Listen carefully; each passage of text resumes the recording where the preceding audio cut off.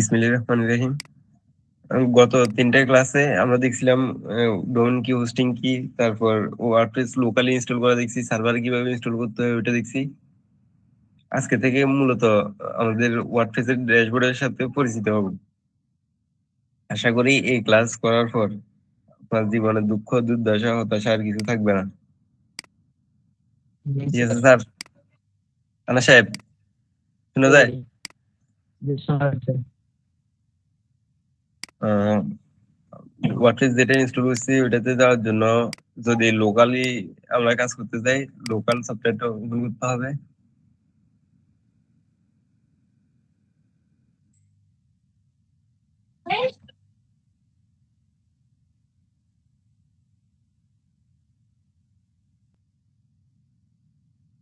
ওকে, local software open হওয়ার পর যে আমাদের যে ওয়েবসাইটটা ইনস্টল করছিলাম ওইটাতে গেলাম, এটা স্টার্ট দিলাম।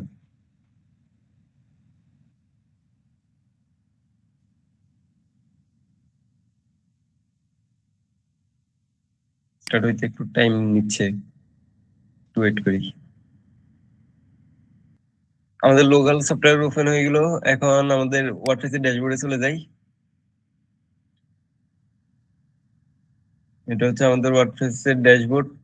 আমাদের যেহেতু আগে লগ ইন করা ছিল আর এখানে এ কারণে সরাসরি নিয়ে এসছে।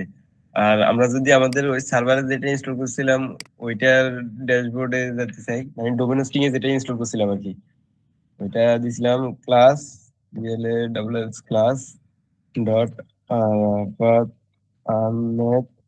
Dot com. এটা হচ্ছে আমাদের ওয়েবসাইট যেটা ডোমেন হোস্টিং ইনস্টল করছিলাম ওইটাতে যাই। এখানে ডাব্লিউপি হাইফেন অ্যাডমিন দিলে আমাদের ড্যাশবোর্ডে নিয়ে যাবে। এখানে আসার পর আমাদের ইউজার নেম আর পাসওয়ার্ড দিয়ে বা ইমেল অ্যাড্রেস, ইউজার নেম বা ইমেল অ্যাড্রেস দুইটাতে একটা দিলে হবে এখানে।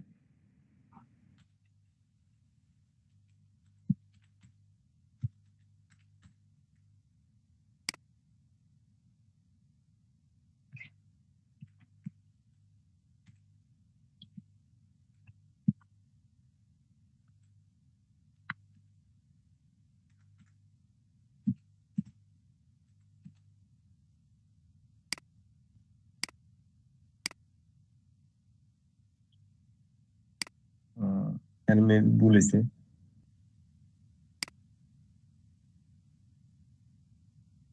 ইউজার নেম আর পাসওয়ার্ড দিয়ে এখানে লগ ইন করে ফেলবো। লগ ইন করার পর এরকম একটা ড্যাশবোর্ড আসবে। আনাস সাহেব, এই দুইটার মধ্যে তফাৎটা কি বলেন তো? একটা হচ্ছে যে আমরা লোকালি নিজে দেখতে পারবো, আর দ্বিতীয় যেটা আর একটা আমরা হচ্ছে যে আমাদের domain domain hosting hosting install করা। এখানে যেহেতু ডোমেন হোস্টিং এটা ইনস্টল করা, এখানে ডোমেন হোস্টিং এর এই যে হোস্টিং এর কিছু জিনিস আসছে। আমি যদি একটু দেখাই, এখানে ইনস্টল প্লাগইনে গেলে এখানে কোনো প্লাগইন নেই, কিন্তু হোস্টিং এর যেটা ইনস্টল করছি ওইটাতে হোস্টিং এর কিছু প্লাগইন দিয়ে দিছে আর কি। এই যে ওদের এআইটিআই লাইট সুইট ক্যাশ, ওদের টুলস অনেক কিছু দিয়ে দিছে। এখন কি আমি কি লাইভ সার্ভারের কাজ করে দেখাতাম না ইয়াতে দেখাতাম, লোকাল হোস্টে দেখাতাম? আমার মনে হয় ইয়াতে লোকাল লাইভ হোস্টে সার্ভারে দেখালে। দেখানোটা বেটার হবে। জি লাইভ স্যার, আপনি। সার্ভারে দেখাই সবকিছু জি, সেম। এখানে শুধু কিছু প্লাগইন দেয় না, এখানে দিয়ে দিছে। যেগুলো দিছে আমরা এগুলো এমনিতে ডিলিট করে দিব। জি, আপনি প্র্যাকটিস করার সময় যে কোনো একটাতে করলে পারবেন। যদি ডোমেন হোস্টিং যদি থাকে তো লাইভ সার্ভার করবেন, না হলে লোকাল হোস্টে করবেন। জি, আচ্ছা, আমরা আমরা লাইভ সার্ভার এখানে আসলাম। এখন অ্যাডমিন প্যানেলটার সাথে একটু পরিচয় হয়নি। এরকম একটা অ্যাডমিন প্যানেল পাবেন যখন এতে ডাব্লিউপি অ্যাডমিন দিয়ে এখানে ড্যাশবোর্ডে আসবেন, এখানে পাসওয়ার্ড দিয়ে এখানে আসবেন। এখানে আসার পর এই যে এখানে যে জায়গাটা দেখতেছেন, এটা যদি দেখেছি এখানে মাউসের স্ক্রল বার দিয়ে একটা ক্লিক করলে বা কন্ট্রোল চেপে একটা তো রাইট ক্লিক করলে এটা নতুন ট্যাবে আমাদের আউটপুটটা কেমন আসতেছে ওইটা দেখাবে। জি, আমরা এখানে আউটপুটটা আসবে। আর এখানে হোস্টিং এর বিভিন্ন টুলস দিছে, ওগুলো দেখতে পারবেন। আর এখানে কন্ট্রোল প্লাস কে বা এখানে একটা ক্লিক করলে এখানে সার্চ অপশন আছে, কোনো অপশন খুঁজে না পেলে এখান থেকে খুঁজে নিতে পারবেন। আর এগুলো হোস্টিং এরই। আর এখানে ম্যানেজ করার জন্য অনেক কিছু দিছে, যাক এগুলো তো আমরা পরে আসবো। আর এখানে নিউতে গেলে এখানে পোস্ট করতে পারবেন, মিডিয়া আপলোড করতে পারবেন। মিডিয়া বলতে কোনগুলো বুঝেন? এই যে আমরা ছবি ভিডিও আপলোড করি না, ওগুলাকে মিডিয়া বলে আর জি কি। আর ফেজ বলতে তো ওয়েবসাইটের অনেকগুলো ফেজ থাকে, ফেজ। আর এখানে হচ্ছে ইউজার হচ্ছে, এখানে ইউজার একমাত্র আমি, জি আর কাউকে অ্যাক্সেস দিই না এখানে। আরো ধরেন আপনি যদি কাজ করেন, আপনাকে এখানে অ্যাক্সেস দিতে পারবো, এরকম আর কি।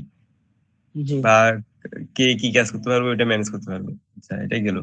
এখন আমাদের এখানে অনেক কিছু দেখা যাইতেছে, এগুলোর কারণে আমাদের কাছে একটু ঝামেলা মনে হতে পারে। এগুলো আমরা রিমুভ করে দিব, যাতে ড্যাশবোর্ডটা একটু ক্লিন থাকে। এগুলো থাকলেও সমস্যা নাই, কিন্তু ড্যাশবোর্ডটা ক্লিন থাকলে আমাদের কাজ করতে সুবিধা হয়। এই যে এখানে ক্রস আইকন আছে, এগুলোতে ক্রস করে এগুলো রিমুভ করে দিলাম। এরপর স্ক্রিন থেকে এগুলো টিকমার্ক গুলো উঠে দিব। তাহলে আমাদের এরকম একটা ক্লিন একটা ড্যাশবোর্ড হয়ে গেছে। এখন আর ঝামেলা মনে হইতেছে না, তাই না? জি আর এটা হচ্ছে আপডেট। আপডেটে আসি, আমরা আমাদের ওয়ার্ডপ্রেসটা রিইনস্টল করতে পারবো, আপডেট দিতে পারবো। আমরা সবসময় ট্রাই করবো আমাদের ওয়ার্ডপ্রেসটা আপডেট দিয়ে রাখার জন্য। আর সবসময় একটা জিনিস মাথায় রাখবেন, যখন বড় কোনো একটা আপডেট দিবেন, ওয়েবসাইটের একটা ব্যাকআপ নিয়ে রাখার চেষ্টা করবেন। অনেক সময় দেখা যায় আপডেট দেওয়ার পর ওদের কিছু বাগ টাগ থাকে, এটা ভেঙে যায়, সাইটটা ভেঙে যায়। একটা ব্যাকআপ নিয়ে রাখলে আপডেটের সমস্যা হলেও পরে ব্যাকআপটা আপলোড করে দেওয়া যাবে। ব্যাকআপ মানে বুঝছেন? জি, যেমন ওই গিটহাবে রাখা হয় ওয়েবসাইট গুলো ওরকম ব্যাকআপ না, না? না, এরকম ব্যাকআপ মানে হচ্ছে ওয়েবসাইট থেকে, ওয়েবসাইটের মেইন ফাইল গুলো আমরা নিয়ে রাখবো, একটা ফাইলের ভিতর নিয়ে রাখবো। যখন ওয়েবসাইটে কোনো একটা সমস্যা হবে, তখন এটা পুরোটা ফেলে দিয়ে ওই ফাইলটা আপলোড করে দিলে, তাহলে আমাদের আগের সাইটটা আবার চলে আসবে। যখন ব্যাকআপটা নিছি, মানে মেইন ফাইল গুলো যখন নিছি, তখন যেরকম ছিল ফাইলগুলো আপলোড করার পর আবার আগের মতো হয়ে যাবে। জি বুঝছি। আচ্ছা, এটা আমরা পরে আর একটু বিস্তারিত দেখবো। এখন তো মাত্র শুরু, আর পরে আরো বিস্তারিত দেখবো। আর এখানে হচ্ছে পোস্ট। পোস্টে এখানে all post, add post, category, tag, অনেক কিছু আছে। আমরা যদি অল পোস্টে যাই, পোস্ট বলতে আমরা ফেসবুকে পোস্ট করি না, বা বিভিন্ন সোশ্যাল মিডিয়াতে আমরা তো পোস্ট করি, এরকম এখানে ওয়েবসাইটেও পোস্ট করা যায়। এটা মূলত বেশিরভাগ সময় আমাদের কাজে লাগবে নিউজ পোর্টাল বা ব্লগ ওয়েবসাইট গুলোর ক্ষেত্রে কাজে লাগবে। এটা ওয়ার্ডপ্রেসের ডিফল্ট একটা দিয়ে দিচ্ছে, হ্যালো ওয়ার্ল্ড, একটা পোস্ট দিয়ে দিছে। আমরা চাইলে এটা ডিলিট করে দিতে পারি। এটা ডিলিট করার জন্য ফ্ল্যাশে ক্লিক করলে ডিলিট হয়ে যাবে। মূলত আমরা এখান থেকে ওয়ার্ডপ্রেসে পোস্ট গুলো করে থাকি, বুঝছেন? জি স্যার। এখানে অ্যাড পোস্টে ক্লিক করে পোস্টটা করতে পারবো, বা এখান থেকে করতে পারবো। আমরা এগুলো পর বিস্তারিত দেখবো। এখন আপাতত আমরা ওয়ার্ডপ্রেসের ড্যাশবোর্ডটার সাথে একটু পরিচয় করে নিচ্ছি, ঠিক আছে? জি এগুলো পরে আরো বিস্তারিত, কিভাবে পোস্ট করতে হয়, পোস্টটা কোথায় যাবে, কিভাবে হবে, এখানে ক্যাটাগরি অনুযায়ী পোস্ট করবো, আবার ট্যাগ গুলা দেখবো, ওগুলো পরে দেখবো, সমস্যা নেই। আমরা আগে বেসিক গুলো বুঝে নিই। আর হচ্ছে ওই যে এখানে যে মিডিয়া দেখছিলাম, এটাও সেম, একই জায়গায় নিয়ে যাবে। এখানে লাইব্রেরিতে নিয়ে গেলে, আমরা যদি ওয়েবসাইটে কোনো ইমেজ, ভিডিও ওগুলো আপলোড করি, এখানে নো মিডিয়া আইটেম ফাউন্ড, মানে আমরা এখনো আহ, কোনো ইমেজ, ভিডিও আপলোড করিনি। যখন আপলোড করবো তখন এগুলো এখানে পাওয়া যাবে। কোনো কনফিউশন আছে? আচ্ছা। আচ্ছা, এখানে এবার মিডিয়ার পর, আচ্ছা এখানে অ্যাড মিডিয়া থেকে আমরা জিনিসগুলো অ্যাড করতে পারবো। এখানে অ্যাড মিডিয়া থেকে আমরা জিনিসগুলো অ্যাড করতে পারবো। এই যে এখানে ক্লিক করার পর এখানে সিলেক্ট ফাইল দিলে, এখান থেকে যে কোনো একটা ফাইল সিলেক্ট করে আমি যদি এটা আপলোড করতে চাই, এটা আপলোড হয়ে যাবে। এই যে আমাদের এটা এখানে আপলোড হয়ে গেছে, জাস্ট দেখালাম এটা। পরে এগুলো আরো বিস্তারিত দেখবো। এখানে ফেজ আছে আমাদের, অল ফেজে গেলাম। এখান থেকে মূলত আমাদের ওয়েবসাইটের ফেজ গুলা করতে পারবো, অ্যাড করতে পারবো, এখান থেকে ডিজাইন করতে পারবো। পেজ মানে তো বুঝেন, জি স্যার। একটা ওয়েবসাইটে অনেকগুলো পেজ থাকে, যেমন অ্যাবাউট পেজ, হোম পেজ থাকে না, জি জি বুঝছি। কার্ড পেজ থাকে, আরো অনেক কিছু থাকে, চেক আউট পেজ, অনেক কিছু থাকে। এখানে একটা ডিফল্ট একটা পেজ দিয়ে দিছে, এটা আমরা রাখলেও পারি, না রাখলেও পারি, আপাতত থাক। এটা প্রাইভেসি পলিসি পেজ দিছে, থাক। আর এখান থেকে অ্যাড পেজে আমরা পেজ অ্যাড করতে পারি। আর এটা হচ্ছে কমেন্ট। আমরা বিভিন্ন সোশ্যাল মিডিয়াতে কমেন্ট করি না, এরকম ওয়ার্ডপ্রেসে আমাদের বিভিন্ন নিউজের ক্ষেত্রে বা অনেক জায়গায় কমেন্ট গুলো করা যায় আর কি। কমেন্ট গুলো করলে কেউ যখন কমেন্ট গুলো করবে তখন এখানে আসবে, আপনি চাইলে অ্যাপ্রুভ করতে পারবেন, চাইলে ডিলিট করতে পারবেন, চাইলে স্প্যামে ফেলে দিতে পারবেন। তারপর হচ্ছে আমাদের আছে কি অ্যাপিয়ারেন্স, কোথাও না বুঝলে আমাকে বলবেন। জি স্যার। আচ্ছা আচ্ছা করা লাগবে না, নাম ধরে রাখতে পারেন, সমস্যা নেই। এরপর থিম, থিম মানে কি বুঝেন? থিম বলতে মূলত আমাদের মোবাইলে কিন্তু থিম গুলো চেঞ্জ করা যায়। কখনো কি মোবাইলে থিম চেঞ্জ করছেন? এই মোবাইলের উপরে আমাদের ইয়ার যেটা থাকে আর কি, আপনার কি বলবো, ফটো ও মানে হ্যাঁ, প্রোফাইল মূলত মোবাইলের মানে উপরে। মোবাইলে যখন আমরা থিম গুলা চেঞ্জ করি তখন আমাদের ধরেন আইকন গুলা অ্যাপস গুলা দেখতে মানে একটু অন্যরকম দেখায়, কিন্তু ভিতরে কি চেঞ্জ হয়? না। ধরেন আপনার যেটা কল অ্যাপস ওইটা থেকে কলই করা যায়, কিন্তু মানে একটু দেখতে অন্যরকম লাগে, কিন্তু জিনিস কিন্তু সেমই থাকে, ভিতরে কিন্তু সেমই, দেখতে একটু অন্যরকম লাগে, ফন্ট একটু চেঞ্জ হয়, কালার একটু চেঞ্জ হয়, এরকম না বিষয়টা? জি এখানে সেম ওইরকম, এখানে থিমের সাথে কিছু ডিজাইন আসে, কিছু কালার আসে, কিছু ফন্ট আসে, এখানে কিছু কোড থাকে ওইগুলোর মাধ্যমে এগুলো আসে আর কি। জি স্যার। যখন নতুন নতুন আমরা ওয়ার্ডপ্রেসে তখন কাজ করতাম, তখন থিমের মাধ্যমে মূলত কাজগুলো হইতো।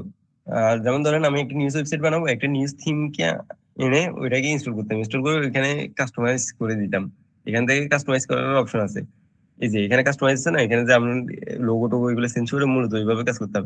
এরপর আস্তে আস্তে আপনার ইয়াগুলা জনপ্রিয় হওয়া শুরু করছে, ফেস বিল্ডার গুলা। ফেস বিল্ডার বলতে বিভিন্ন ফেস বিল্ডার আছে, এলিমেন্টর আছে, আর ডিবি ফেস বিল্ডার আছে, অনেকগুলো ফেস বিল্ডার আছে। ওইগুলোতে আমরা স্ক্র্যাচ থেকে মানে থিমের মধ্যে কি হয়, কিছু জিনিস দিয়ে আছে ওইগুলোতে আপনি শুধু চেঞ্জ করতে পারবেন। ওইখানে ধরেন এখানে আরাফাত লেখা আছে, ওইখানে এটা কেটে আপনি আনাস লিখতে পারবেন, এতটুকু, আর কিছু করতে পারবেন না কাস্টমাইজেশন দিয়ে। যদি করতে হয় আপনি কোডিং জানতে হবে, এইচটিএমএল সিএসএস জাভাস্ক্রিপ্ট, তারপর আপনার পিএইচপি, ওগুলা জানেন, থিম ডেভেলপমেন্ট করে ওইভাবে চেঞ্জ করতে পারবেন। কিন্তু এখন পেজ বিল্ডার গুলো জনপ্রিয়, এখন আপনারা স্ক্র্যাচ থেকে আমরা যদি এখানে যদি একটা লিখে লাগে, এখানে একটা আমি লিখে দিতে পারবো, এখানে যদি একটা ইমেজ লাগে আমরা একটা ইমেজ দিতে পারবো। কথাগুলো শুনতে একটু থিওরিটিক্যাল মনে হতে পারে, কিন্তু একটু বোঝার চেষ্টা করেন, আস্তে পরে যখন আমরা কাজ শুরু করবো তখন আমাদের জন্য সুবিধা হবে। থিমের মধ্যে আমরা কয়েকটা থিম ইউজ করি, যেমন এগুলো হচ্ছে ডিফল্ট থিম, এগুলোতে আমরা ইউজ করি না। এগুলোতে এগুলো আমরা এখানে ক্লিক করে ডিলেটে দিলে এগুলো ডিলিট করে দিতে পারবো। ডিলিট করে দিলাম, ঠিক আছে। এখন এখানে একটা থিম আছে, এটা কি আমি ডিলিট করতে পারবো? জি। না, না, এটা এখানে থিমটা এটা চেঞ্জ এটা করা ডিলিট যাচ্ছে করতে না। পারবো না, কারণ এটা হচ্ছে অ্যাক্টিভ থিম। ওয়ার্ডপ্রেসে অ্যাক্টিভ থিম কয়টা থাকে? একটা থাকে, একটা অ্যাক্টিভ থিম থাকে। অ্যাক্টিভ থিমটা রেখে বাকিগুলো আমরা ডিলিট করতে পারবো।